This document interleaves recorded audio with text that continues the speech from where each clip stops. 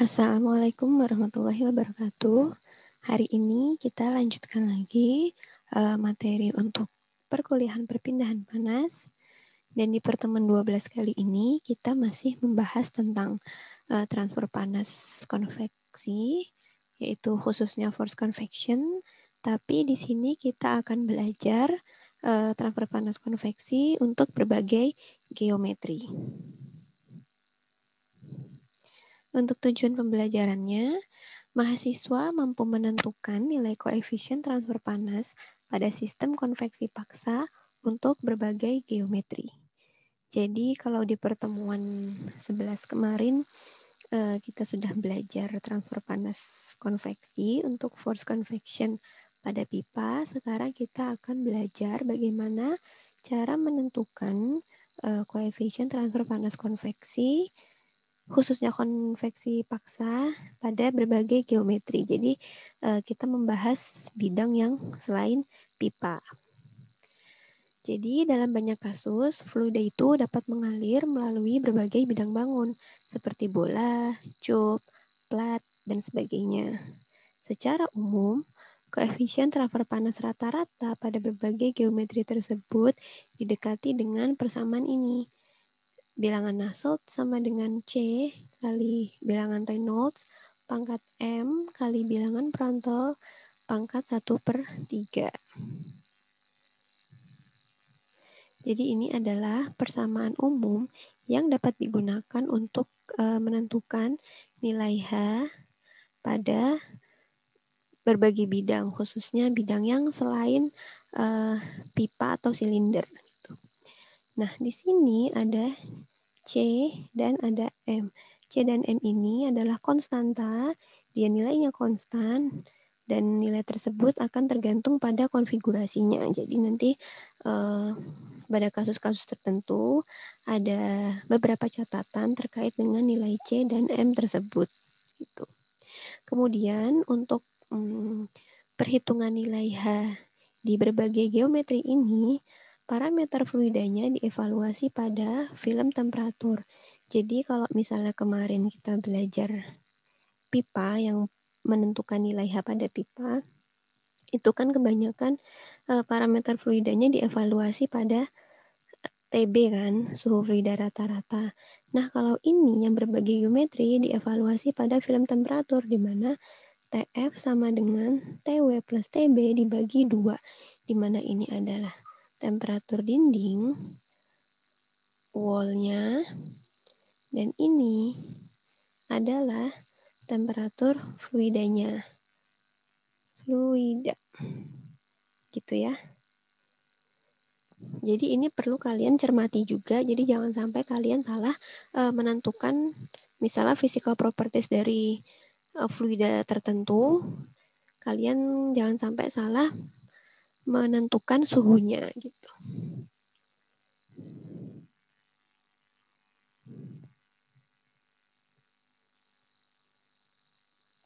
Selanjutnya, pertama di sini kita akan membahas tentang aliran pada plat datar.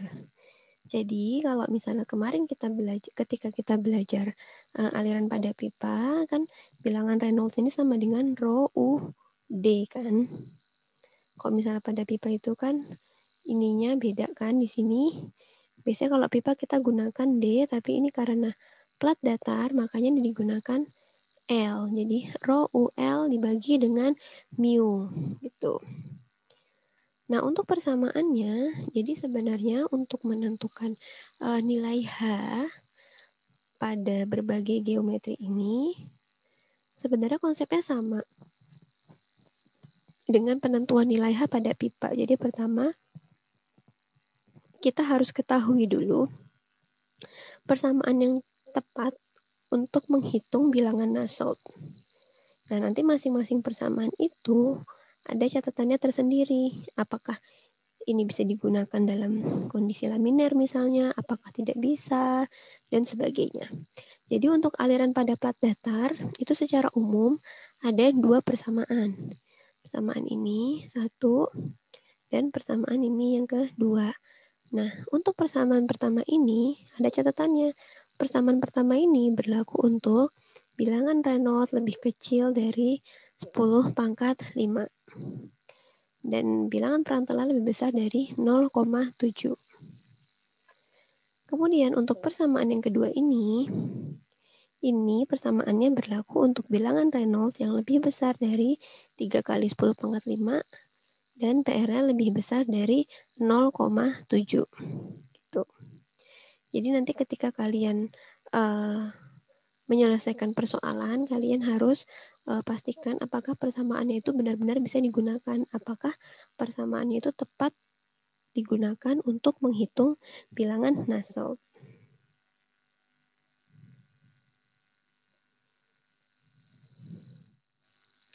Kemudian yang kedua ada aliran fluida yang melalui bola. Jadi misalnya ini ilustrasinya adalah sebuah bola yang dipanaskan atau didinginkan menggunakan fluida yang melewatinya.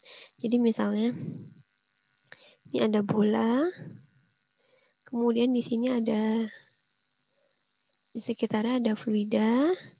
Nah misalnya ini bolanya panas, kemudian ini fluidanya dingin, berarti kan ketika fluida ini menyelimuti atau melewati bola, maka lama-lama kan bola ini akan turun suhunya yang tadinya panas lama-kelamaan menjadi dingin. Jadi kurang lebih ilustrasinya seperti itu. Atau bisa juga sebaliknya, misalnya ini bolanya dingin tapi fluidanya panas, itu juga bisa. Nah untuk aliran fluida yang melalui bola, persamaan umumnya adalah ini. NU sama dengan 2 plus 0,6 bilangan Reynolds pangkat 0,5 kali Prandtl pangkat 1/3. Kemudian kalian lagi-lagi harus memperhatikan catatannya. Persamaan ini dapat digunakan pada bilangan Reynolds yang lebih besar dari 1 atau sama dengan 1 dan lebih kecil atau sama dengan 70.000. Dan juga persamaan ini bisa digunakan untuk kasus yang memiliki bilangan Prandtl lebih besar sama dengan 0,6 atau lebih kecil sama dengan 400. Di sini juga dituliskan bahwa sifat fluida dievaluasi pada temperatur film atau TF. Jadi tadi TF itu kan sama dengan TB plus TW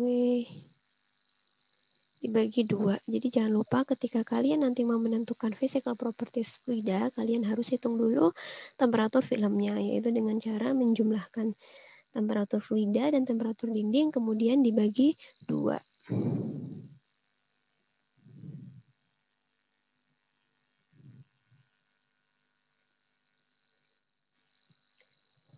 Kemudian yang ketiga ada aliran fluida yang melalui kumpulan atau sengkumpulan cup atau silinder.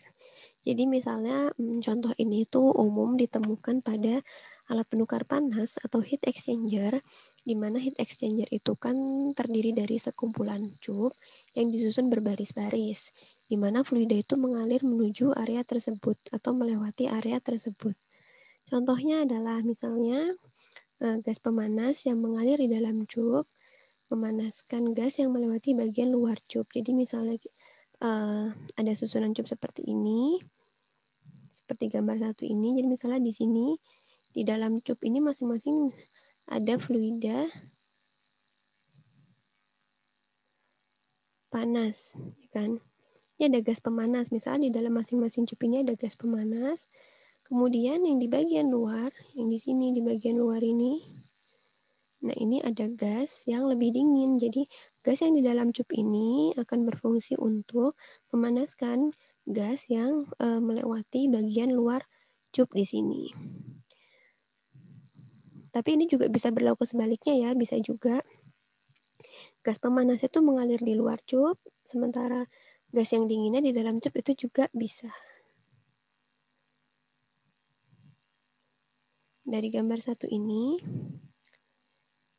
kita bisa lihat beberapa bentuk, 2 bentuk susunan cup pada heat exchanger. Jadi untuk yang pertama, untuk yang gambar A ini, susunannya adalah inline cup rows. Sementara yang B, ini dia tidak lurus ya, dia lebih miring gitu susunannya, ini disebut sebagai staggered cup rows. Nah, kemudian di sini kalian juga perlu perhatikan ada beberapa notasi yang penting untuk diketahui. Jadi di sini ada D, sama di sini juga ada D, itu adalah diameter dari cup. Kemudian di sini ada SN. Nah, SN ini adalah jarak terdekat antara dua pusat cup. Jadi kan ini ada pusat cup di sini. Ada pusat cup di sini. Nah, jarak terdekat antara dua pusat ini disebut dengan SN. Tapi perlu diingat bahwa SN ini adalah jarak pusat dua cup yang arahnya itu sejajar atau searah dengan arah aliran fluida. Jadi kan ini tadi fluidanya ke sini ya. Panahnya ke sini. Kemudian ini posisi SN yang di sini namanya SN. Kalau misalnya jarak antara dua pusat cup itu paralel dengan arah aliran fluidanya, maka itu disebut dengan SP. Jadi di sini karena arah fluidanya ke kanan gini ya. Kemudian di sini ada jarak antara dua pusat di sini dan di sini. Ini kan dia paralel terhadap arah fluidanya. Makanya disebut sebagai SP. Gitu.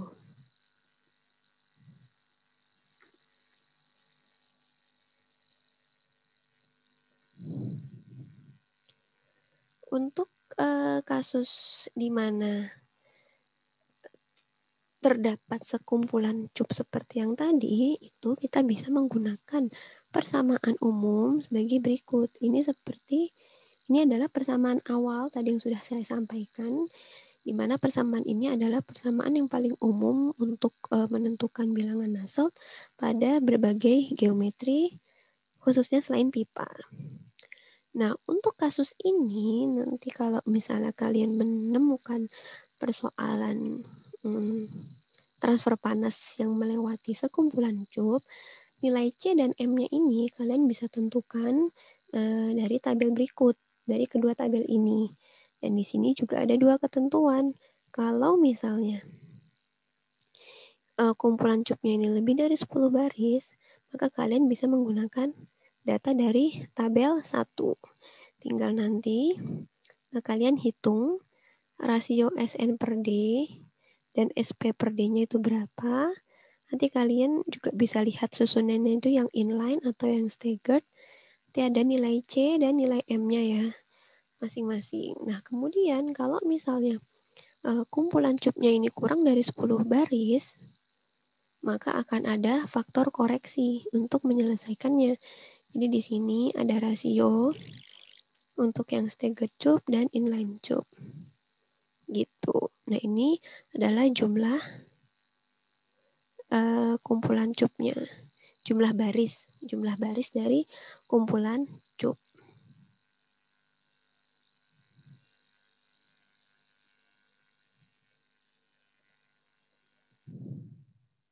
Sekarang kita masuk ke contoh soal. Jadi di sini ada sebuah tembaga yang halus atau smooth, datar, tipis, berbentuk persegi, memiliki ukuran 51 kali 51 mm. Dari kalimat pertama ini kalian sudah bisa menentukan bahwa ini adalah plat datar ya, karena kan udah jelas tembaga datar dan tipis. Berarti ini adalah kasusnya untuk plat datar. Untuk ya datar dan tipis untuk plat datar. Kemudian ukurannya 51 kali 51. Berarti kan ini persegi ya. Berarti sisinya atau kita bisa katakan juga ini panjangnya ya 51 mm. Temperatur bidang tersebut adalah 82,2. Nah, ini adalah TW. Temperatur bidang itu sama dengan temperatur dinding atau T-wall. Kemudian mau didinginkan menggunakan udara yang suhunya 15,6. 15,6 ini karena dia suhu fluida, ya kan, suhu udara pendingin, maka dia ini sebagai TB pada 1 atm. Mengalir paralel terhadap bidang tersebut dengan kecepatan 12,2 meter per second. Jadi ini sebagai U. Tentukan nilai koefisien transfer panas konveksinya. Ditanya hanya berapa. Nah, gimana menyelesaikannya? Pertama, untuk menyelesaikan soal seperti ini, kalian harus ketahui dulu ini kasusnya adalah transfer panas pada bidang apa. Tadi kan saya sudah sampaikan bahwa di sini ada kata-kata tembaga datar dan tipis, berarti ini kasusnya adalah aliran fluida pada plat datar, ya kan? Nah, setelah kalian tahu, tadi kan di awal saya sudah sampaikan untuk penyelesaian transfer panas konveksi yang di bidang selain pipa itu kan kita butuh evaluasinya pada film temperatur. Jadi langkah pertama setelah kalian mengetahui kasusnya, kalian hitung film temperatur. Malah di mana tadi TF sama dengan TW plus TB dibagi 2. Tadi di sini sudah saya katakan TW-nya 82,2, TB-nya 15,6 dibagi 2 hasilnya 48,9 derajat Celcius. Setelah itu, di langkah yang kedua, kalian menentukan physical properties udara pada suhu ini tadi. Nah, pada suhu 48,9 derajat Celcius, ini masih dari tabel A33 seperti di pertemuan 11 kemarin. Tadi kan suhunya 48,9 ya. Ini nggak apa-apa ya, ada coretannya dulu. Saya mau tunjukkan suhu 48,9 derajat Celcius. Berarti kan ada di antara suhu ini kan. Nah, berarti nanti kalian harus lakukan interpolasi untuk mendapatkan data pada 48,9 derajat Celcius. Jadi di antara dua data ini, kalian bisa lakukan interpolasi. Kita kembali lagi ke halaman yang ini. Jadi setelah kita melakukan interpolasi, kita mendapatkan nilai rho sekian, terus viskositas fluidanya, konduktivitas, serta bilangan perantalnya sebagai berikut.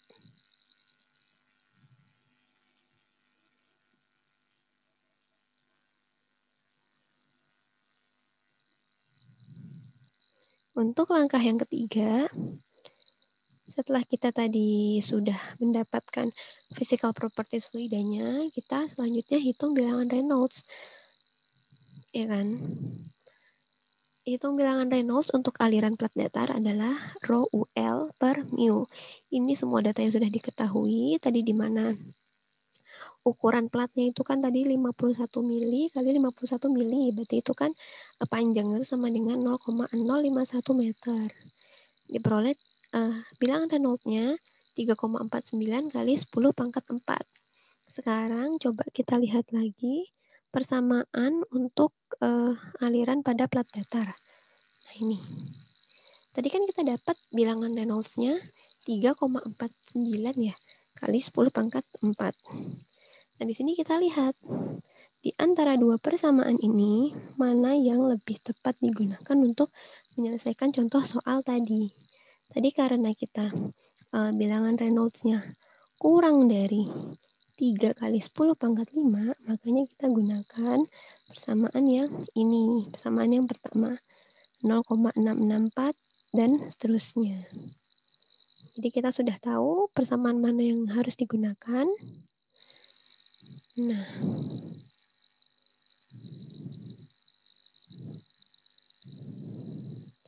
kan? Nah, kemudian langkah yang keempat, kita menghitung bilangan Nusselt menggunakan persamaan yang sesuai. Tadi sudah saya katakan bahwa karena nilai bilangan Reynolds itu kurang dari 3 kali 10 pangkat 5, ini kan lebih kecil ya, dari 3 kali 10 pangkat 5, maka digunakan persamaan yang 0,664 dan seterusnya.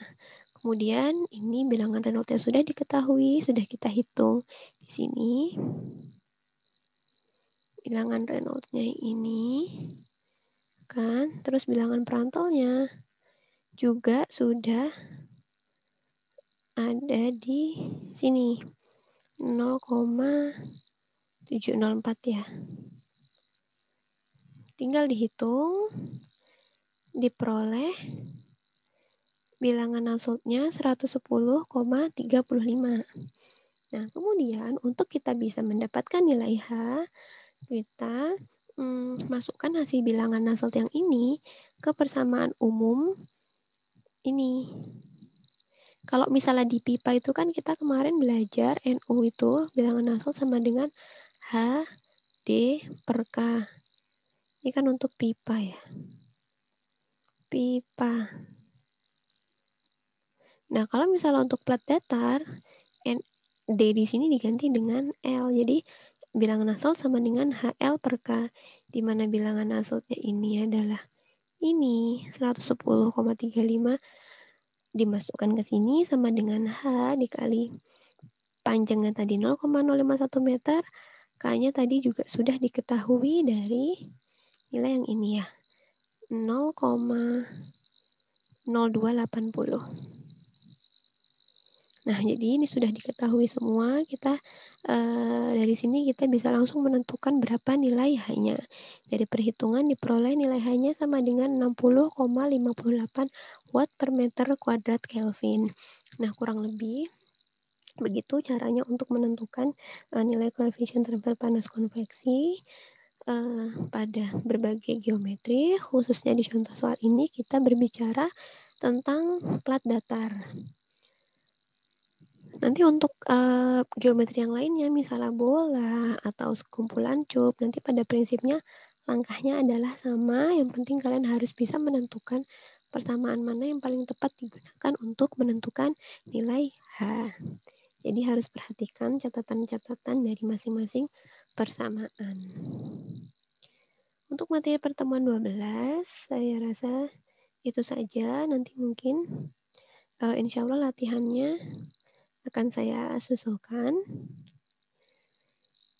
Jadi mudah-mudahan apa yang saya sampaikan tadi bisa dipahami dengan baik. Oh, ini tadi saya berikan lagi ya. Untuk menyelesaikan contoh soal tadi, ini masih sama tabelnya seperti yang di pertemuan 11 kemarin. Jadi materinya itu saja. Mudah-mudahan apa yang saya sampaikan bisa diterima dengan baik, bisa dipahami. Dan silahkan kalau misalnya ada yang mau ditanyakan, disampaikan di dalam forum. Sekian dari saya. Wassalamualaikum warahmatullahi wabarakatuh.